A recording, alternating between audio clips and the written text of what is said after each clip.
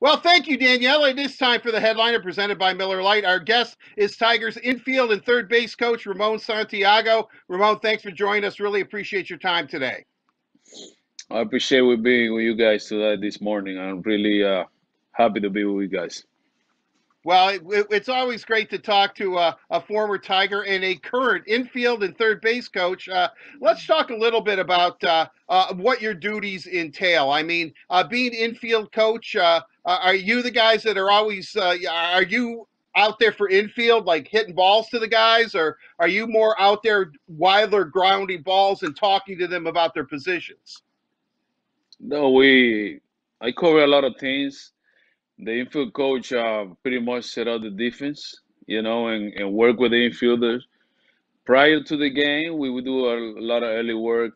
We do the regular routine during BP. And Mhm. after that, my job is not finished, so I had to go to the game and position every infielder during the game, like the whole game, the whole nine inning, we back and forth doing positioning because the situation changed.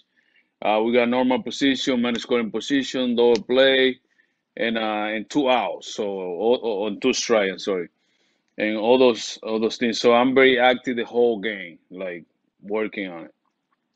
Well, yeah, what I find interesting because you were obviously Tigers shortstop, played a couple of games in the 2006 World Series for the Tigers. How has the infield coach position changed? I mean, because, and we'll get into the shift in a second, though. I mean, was your infielder coach, whomever that was back then with the Tigers, was he as busy as you sound? Now you got way more stuff. Really, we got a lot of information that we had to digest every day. We got more data, now the technology, we able to get more precise about, the positioning and the spray chart, all the line and before, I remember when Rafael Beliar was my infield coach. He was pretty good, because he was simple guy, very nice guys, always with good attitude and teach me, and I learned a lot from him, from Rafi. And how he go about his business was he give you the binder. Every coach got a binder with all the scouting report from the team you're gonna play, and we got information about everybody there. Uh, and I always they give you the chart to you, like the binder, so you watch the spray chart from each hitter, right? Wow. So now, yeah, so I had to go one by one, to each hitter and watch where they hit the ball more often, where they hit it with two strike and stuff like that. But now, like I gotta be work with the shifting a lot. So a lot of guys are new. We got a lot of rookie coming on the last 2 years. So we had to teach them what you're supposed to be, where if the ball is hitting the gap, because everything is not normal, normal positioning. Everybody's in short, you're in second, and so everybody in third. So traditional shifting and chorus and relay. But now, like I said, we do so many things. I can tell you all right now, but we've been talking for a while. Well, yeah. The reason I ask is that I can remember a shift, or when they would say it was a shift, the shortstop would be almost on top of second base, but he wouldn't be on the second base side of second base. And Yeah. then the third baseman, essentially, you would give them the left field line when you shifted. Now, my gosh, I mean, the whole side of the infield, the left infield is open. How did that evolve? Can you try to explain exactly what the shift is? all those shifting, we don't shift for shifting. It's something behind it, like Right. it's a lot of data. It's a lot of data behind that. We look like I say, the spray chart, all the where the guy hit the ball against that pitcher. We got a positioning for like a card for each individual pitcher. So set a defense. You know what I mean? So if Michael Farmer is pitching today, we got his card with his defense set up. for formation for the game. If Jimenez come to the game, we got a formation for Jimenez. So we got. It's not like we shifting everybody with the same. For the same pitcher, no. Every pitcher got his own set of the defense information. But like I say, it's not like we shifting guy because now the guy's pulling more than before. Now if you look, other guy try to hit homers, try to hit doubles, because they know those are the guy they get more pay, so they wanna they don't care about strikeout no more. If you look, a lot of guys strike out a lot and before take a lot of pride don't strike out. I don't say they don't, but they wanna go, like I say, they wanna hit homers and they wanna go deep. So, and most of the guys are pulling more now than they pulling before. Right. So they pull them now. What I find interesting about that is that what you said when you say flow chart, and I'm thinking you're studying the scouting reports on hitters, what their tendencies are. You added another dimension, I guess, which makes sense, and I probably should have thought of this already.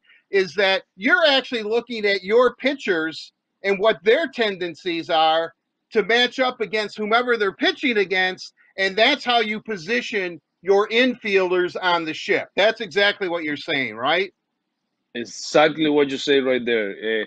Because like let's say Nova, for example, like Ivan Nova, he throw a lot of sinker down in, a lot of sinkers. So he's a sinker baller pitcher. Most of the hitter gonna try to cheat to hit a sinker, so they hit the ball more in the 3 hole and 3-4 hole, between shortstop and some guys. Other guy they throw a lot of cutters, so it's gonna be hard to hit the ball all the way. They're gonna pull the ball a little bit more. So you gotta take in consideration the pitcher, but at the same time, the chief for work, the pitcher had to locate too, So that's a big Mm-hmm. part.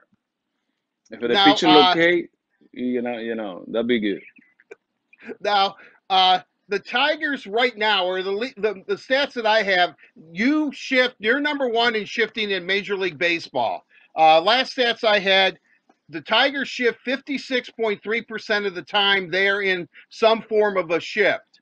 Now against right-handers, it drops to 38.3, but lefties it jumps to 78.2.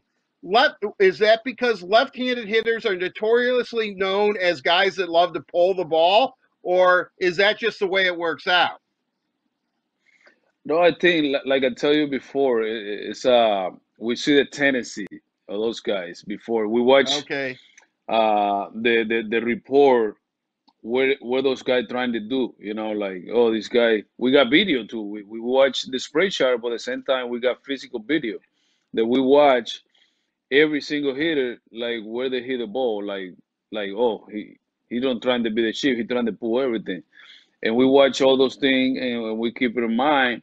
At the same time, sometimes we make an adjustment. Okay, he with 2 strikes, he like to go all the way. So that's why you see some side of the formation or the shift on one side, and later we move with the guy to his regular position. We do that a lot too. So we make an adjustment. Depend what the guy trying to do. If I see the guy trying to go all the way, I just move my shortstop to the shortstop side, and like that we cover because we can see he's trying to do something different than what we have. When I mean, do you ever get a break? I mean, do you? I mean, you are constantly because even when the Tigers are up, you're coaching third base. I mean, what?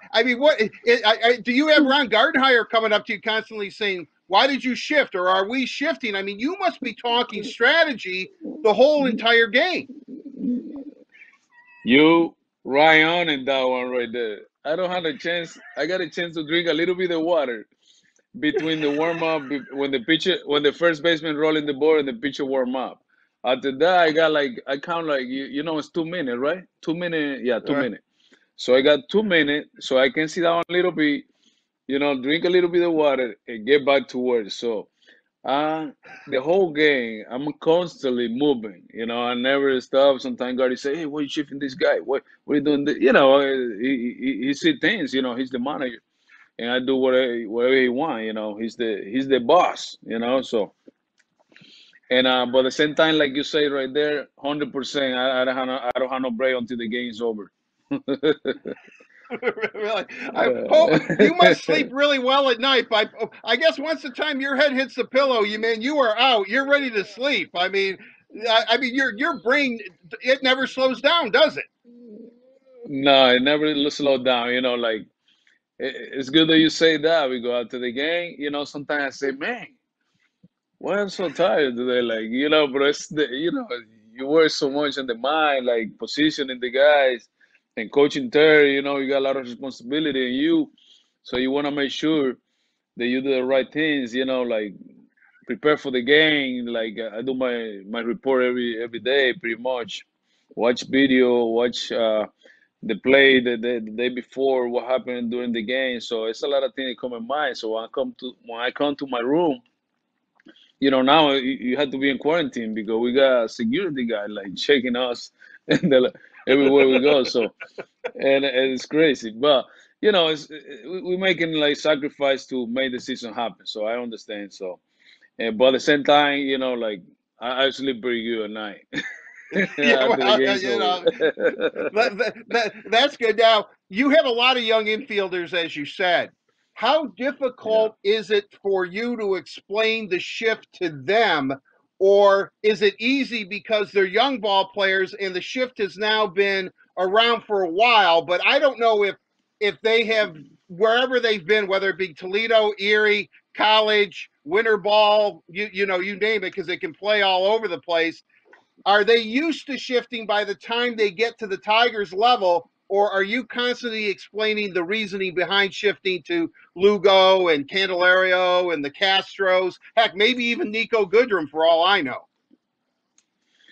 Now we got the program from the minor league, from the rookie ball onto the big league. We got the same formation, the same program. So for that reason, that when they come here, it's not new to them. So we set up everything pretty much for every minor league affiliate.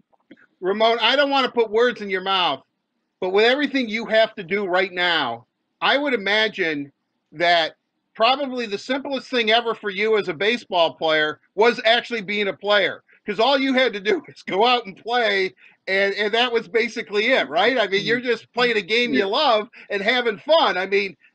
So how much do you miss being a player, even though you're still in the game? You, you know what? Like when I decided to retire in 2015 was my last year, right? So uh, I talked to my wife. I talked to to different people, and I talked to myself, and I say, man, you got a good career. You got to play 13 years, and now you got to think about Plan B because this guy is throwing too hard right now. So so this guy is throwing cheese. So and but like you say, when I was in I was in Buffalo with the Blue Jays. Playing there because I broke my collarbone in spring training. And when I was faced Severino there, and he was with Scranton, and I say, Mhm. wow, he was throwing 98, 100, and I say, oh, probably it's time to move on because I can catch up with those fastballs no more. I used to leave it easy before, but like now, I miss the like you say, the enjoyment that you come Right. to ballpark, play with your teammate, hanging out in the clubhouse and the dugout, like the atmosphere. But at the same time, like a coach now, I got the same feeling. I always like putting for my players and for my coaches, and I really uh, I gotta tell you, I don't miss that much now because I changed the switch. I changed the switch to the player. The first thing they tell you, remember, now you're a coach, you're not a player no more. So you have to change the switch. So I did a switch pretty good. All right, sounds good, Ramon. You have best of luck and everything. Really appreciate it. Thank you. All right, thank you very There you much. Thank you for having me.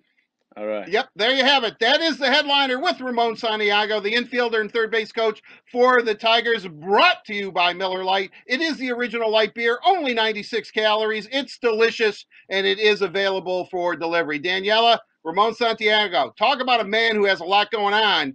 I don't think there's a busier man than baseball than Ramon Santiago.